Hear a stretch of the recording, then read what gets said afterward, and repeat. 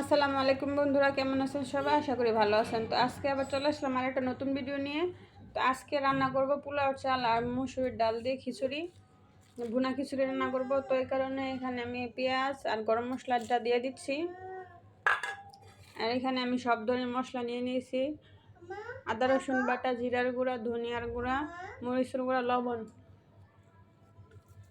এগুলো সব দিয়ে দিব। তেল দিয়ে দিব,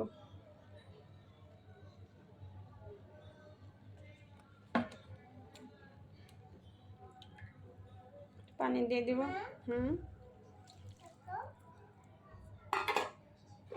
বাইরের কাছে নিয়ে যাও, টুকরা দিব, যাও।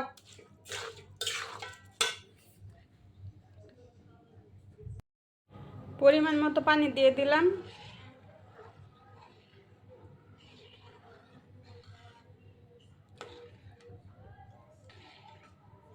মানে এটাকে আমি ঢেকে রান্না করব। ঢেকে রান্না করলে হয়ে যাবে আমার ভুনা খিচুড়ি। বন্ধুরা, আমার খিচুড়ি রান্না কিন্তু শেষ। এই যে রান্নাটা কিন্তু খুব সুন্দর হয়েছে, একদম ঝরঝরা।